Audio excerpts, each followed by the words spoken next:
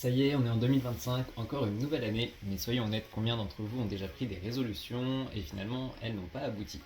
Pourtant, chaque nouvelle année, c'est l'occasion de se projeter, de se lancer sur ses promesses, ses opportunités, les rêves qu'on a envie de réaliser. Et finalement, on a cette énergie au début et il se passe quelque chose, on n'arrive pas à le tenir, on est aussi submergé un peu par ce qui se passe autour de nous, l'environnement, la société qui nous dit que les résolutions ça ne marche pas, qu'on va pas y arriver, que pourquoi cette année serait différente. Moi j'ai envie de vous montrer que si ces projets-là ils vous inspirent vraiment, que si cette énergie que vous avez, vous l'investissez correctement, c'est possible de créer du changement. Alors embarquez avec moi et je vous montre et je vous dis surtout comment est-ce que vous pouvez faire pour tenir vos résolutions. Oubliez vraiment ces discours décourageants, ça commence par là. Si vous commencez à écouter vos amis qui ne se lancent pas dans leurs résolutions, qui échouent eux aussi, qui ont échoué, qui vous rappellent que vous avez échoué, forcément vous n'allez pas y arriver. Donc commencez par changer ça, commencez par ne pas écouter ces discours, commencez par vous recentrer sur vous, sur vos objectifs et sur la confiance que vous avez en vous, que vous pourriez avoir en vous pour y arriver. Je vais vous partager dans cette vidéo 5 points clés pour réussir à faire vivre et à maintenir ces résolutions tout au long du mois de janvier et même plus après, parce que finalement les résolutions c'est le moment en début janvier où on les lance, mais ce qui compte c'est ce qu'il y a derrière, ce sont les objectifs qu'on veut atteindre derrière ces résolutions. Le but c'est pas juste de faire 3 fois du sport par semaine, c'est pas juste de se mettre à la lecture, c'est qu'on veut apprendre des choses, c'est qu'on veut être en bonne santé, c'est qu'on veut faire du sport pour être en bonne santé, pour performer, pour pouvoir vivre des expériences, faire de la randonnée, pour pouvoir courir, c'est ça qui compte au fond. Et donc j'ai envie de vous aider à maintenir ces résolutions et à y arriver pour que votre année 2025 elle soit pas comme les années précédentes et que cette fois vous soyez fiers de vous et que vous puissiez vous dire ok j'ai réussi, c'était pas juste des fausses résolutions mais un vrai plan d'action que j'ai mis en place pour réussir à transformer ma vie. La première chose pour y arriver déjà c'est d'arrêter de vous dire que ça ne marchera pas. Personnellement, moi j'adore le 1er janvier, j'adore tous les premiers de chaque mois, j'adore les lundis parce que oui, il y a une énergie, on a la chance à chaque fois de repartir de zéro, d'un nouveau départ. Et beaucoup de gens vous diront maintenant sur les réseaux, oui, il faut pas attendre lundi, il faut pas attendre le 1er janvier, voilà, c'est des bêtises. Oui et non. Personnellement, ça fonctionne pour moi. Pourquoi? Parce que j'arrive à me remobiliser, j'arrive à préparer, et une fois que j'arrive sur ce lundi ou ce premier du mois, j'ai quelque chose de prêt, j'ai un tracker, je sais ce que je vais faire, je sais ce que j'ai envie de faire. J'ai juste à canaliser mon énergie. Mais il y a une énergie, il y a un surplus d'énergie quand on change d'année, quand on débute un nouveau mois. Et ça, on peut pas le renier en fait. On peut pas se dire qu'il n'y a pas d'énergie, il n'y a pas cette motivation, cet entrain en début de mois, en début d'année. Elle existe. Maintenant, les personnes qui vous disent que ça marchera pas, c'est parce qu'elles veulent vous faire culpabiliser, elles veulent tout de suite vous montrer que ça marchera pas, que vous y arriverez pas, parce qu'elles vous projettent dans un mois sans vous aider à utiliser cette énergie. Moi, je vous assure, à chaque fois que j'ai commencé quelque chose en début de mois ou en début d'année, avec le process et la structure qui vont bien, et finalement j'ai réussi à les tenir et à créer du changement, à créer des nouvelles habitudes. Et justement, moi j'ai plus de facilité à créer des nouvelles habitudes quand je les commence en début de mois que si je les commence un jour lambda, du jour au lendemain, parce que je me dis tiens c'est le moment. Au contraire, je vais avoir plus de facilité à m'engager du 1er au 31 que du 15 au 15 du mois suivant par exemple. Le deuxième point que je voulais aborder, c'est de clarifier aussi votre objectif. C'est-à-dire que faire mieux, faire plus d'argent, perdre du poids, aller plus à la salle, ça vous aidera pas beaucoup sur le long terme. Ça vous aidera sur une semaine à vous dire ok je veux aller à la salle, je veux aller plus à la salle, donc plus par rapport à quoi. Mais ce qui compte c'est de savoir vers où vous allez. C'est quoi votre objectif pour pas vouloir toujours faire plus et vous décourager. Si votre objectif c'est d'aller à la salle 3 fois par semaine, vous allez un moment atteindre 3 fois par semaine. Et donc vous n'allez pas vouloir faire plus et aller jusqu'à 4, 5, 6. Donc c'est important de clarifier et d'être au clair sur ce que vous souhaitez. Comme ça vous allez pouvoir chiffrer, vous allez pouvoir évaluer et voir voilà comment est-ce que vous avancez. Et ce qui compte c'est de ne pas juste vous comparer entre le 1er janvier et le 31 décembre, c'est de faire des petits points réguliers de temps en temps pour pouvoir évaluer, réajuster justement vos objectifs. Le point 3 c'est le plus important à mon sens, en tout cas quand on se lance sur quelque chose, c'est de créer des habitudes et de ne pas créer des résultats. Moi, je veux que vous vous concentriez pour que ça marche sur la création d'habitudes. Par exemple, j'ai arrêté mon abonnement à la salle de sport fin novembre parce que j'y allais pas pour différentes raisons plutôt logistiques. Alors qu'au fond, je sais que je suis capable de faire des séances et j'aime bien tout ce qui est renforcement. Niveau confiance en soi, c'est énorme, surtout quand on le fait dès le matin. Du coup, je me suis posé cette question, je me suis dit, ok, j'arrête mon amendement et je recrée l'habitude de faire du sport à la maison. Donc ce que je fais, c'est que je fais le matin, je me laisse une demi-heure pour me réveiller, je commence par lire et ensuite je vais me mettre à ma session de sport. Sauf que dans un premier temps, je ne vais pas être trop exigeant. Le but, c'est de recréer cette habitude, de renourrir aussi mon renforcement musculaire, donc de nouveau développer mes capacités, donc de ne pas partir sur un niveau trop élevé. Et donc je vais commencer par des vidéos de renforcement entre 8 et 15 minutes. L'avantage, c'est que si on veut faire plus, on peut les refaire, on peut les combiner.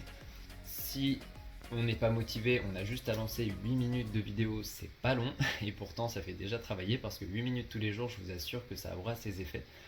Donc concentrez-vous sur la création de l'habitude. Si vous voulez vous mettre à la lecture, ne vous imposez pas 20 pages par jour ou une demi-heure si c'est trop, commencez par juste 5 minutes si le but c'est de prendre votre livre.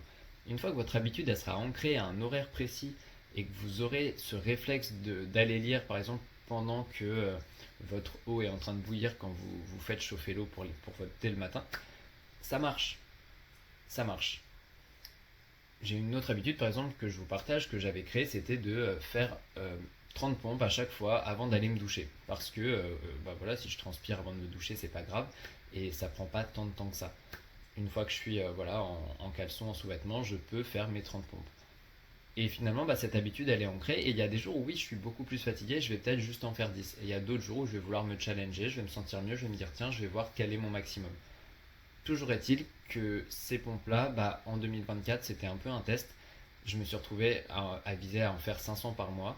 Et bah, à la fin de l'année, ça en fait 6000. Et je vous assure que niveau tonicité, ça compte et ça a de l'effet.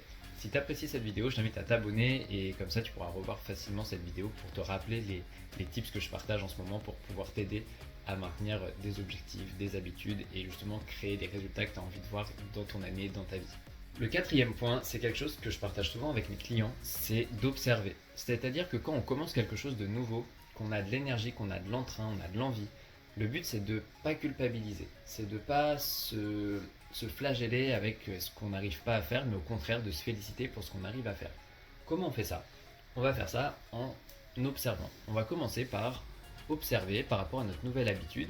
Voilà, on se lance dans quelque chose, je veux lire tous les jours, j'observe sur la première semaine. Tiens, j'ai lu 5 jours sur 7. Qu'est-ce qui s'est passé les 2 jours où j'ai pas lu? On observe notre comportement, ce qui se passe dans la mise en place de l'habitude. On ne peut pas commencer tout de suite, tout le temps, sur tous les sujets, avec des challenges, des choses à faire tous les jours. C'est extrêmement demandant en termes d'énergie, en termes de résistance, parce qu'on n'est pas habitué, qu'on a des habitudes inconscientes qui sont beaucoup plus faciles à faire, qui sont plus économes en énergie, et notre corps va nous le rappeler. Notre cerveau va faire en sorte de faciliter les choses et donc d'économiser notre énergie, donc forcément tout ce qui est nouveau ne sera pas prioritaire. Donc dans un premier temps, et je vous invite à faire ça pour le mois de janvier, ne vous imposez pas une rigueur excessive qui va vous décourager et vous prendre toute votre énergie, mais mettez-y de l'attention tout en observant pour justement éviter de culpabiliser et d'avoir l'impression de ne pas avancer et de ne rien faire. Et enfin, cinquième point, je vous invite vraiment à vous entourer de personnes, être dans un environnement qui va être positif pour vous, des personnes qui ont peut-être déjà fait ce que vous êtes en train de faire, qui ont des habitudes ancrées que vous n'avez pas encore, des personnes qui lisent, des personnes qui vont faire du sport, des personnes qui courent. Ça vous motivera, ça vous aidera potentiellement, vous pourrez participer ou en tout cas partager ces séances-là ou ces habitudes-là avec eux. C'est vraiment plus facile de continuer et de faire quelque chose quand c'est naturel pour d'autres personnes. Parce que justement, on va prendre du recul sur notre résistance, on va prendre du recul sur nos obstacles et nos challenges, et on va se rendre compte en regardant ces personnes-là que c'est pas si compliqué, que c'est possible. Encore une fois, il ne faut pas se comparer, on n'a pas le même passé, on n'a pas les mêmes facilités. Moi personnellement, ça fait 10 ans que je suis dans le sport, que j'ai fait du sport de haut niveau, c'est facile pour moi de refaire du sport, de m'y remettre, de recréer cette habitude-là. Si ça peut en inspirer d'autres, tant mieux, il ne faut pas se comparer. Par contre, voilà, il y a d'autres habitudes qui sont peut-être plus difficiles. J'ai dû travailler vraiment pour pouvoir me lever plus tôt, c'était pas une habitude pour moi, sauf que je voyais voilà, des amis qui le faisaient, je voyais les résultats qu'ils avaient grâce à ça, et ça m'a aidé à construire ça. On s'est responsabilisé, j'ai demandé du soutien, de se dire tiens, est-ce qu'on peut s'envoyer un message quand on se lève le matin pour que je vois que tu es réveillé et justement que ça me motive à faire de même, à pas passer à côté de ma journée. C'est vraiment grâce à des astuces comme ça et du soutien que vous allez pouvoir avancer. Donc entourez-vous de personnes qui ont les mêmes objectifs ou en tout cas qui ont une réelle envie de transformer leur année, leur vie pour pouvoir vous soutenir et mettre en place des choses ensemble.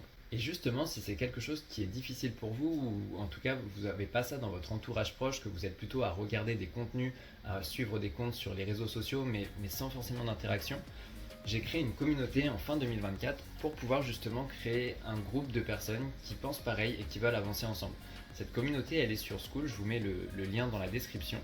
Et justement, il y aura un live le 15 janvier pour parler des résolutions et de les transformer en plans d'action concrets et réalisables. Comme ça, vous ne serez pas tout seul et vous allez transformer vos résolutions qui peuvent être aujourd'hui basées sur de la motivation en quelque chose de concret que vous allez pouvoir observer et que vous allez pouvoir faire avancer, surtout sans culpabiliser et en sachant comment y aller. Donc je vous invite à soit me contacter, vous pouvez vous abonner aussi sur mon compte Instagram, je vais mettre le lien en description, donc vous allez voir plus de contenu motivant et inspirant pour l'année, mais aussi pour pouvoir m'envoyer des messages si vous avez des questions sur ce live, sur la communauté. Et sinon, encore une fois, je vous mets le lien vers la communauté Skool pour pouvoir avoir accès à ce live le 15 janvier sur les résolutions. Et si vous rejoignez ce live, vous allez avoir accès à un challenge, vous allez avoir accès à une formation gratuite qui sera associée à ce challenge une fois que vous l'aurez terminé, sur l'affirmation de soi, sur la gestion du temps, sur la gestion de l'énergie, toutes ces choses-là qui vont vous aider à avancer sur vos objectifs d'une manière plus concrète justement parce que finalement il y a plein d'aspects qu'on oublie.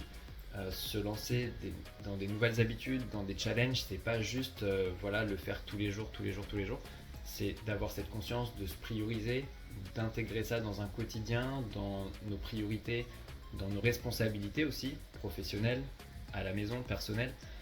Donc si vous rejoignez cette communauté et ce live, vous allez pouvoir avoir accès aussi à toutes ces ressources-là qui vous aideront sur du long terme à maintenir vos habitudes, à en créer de nouvelles et à vraiment transformer votre vie pour pouvoir accomplir vos défis, vos challenges, tout ce que vous avez envie de réaliser.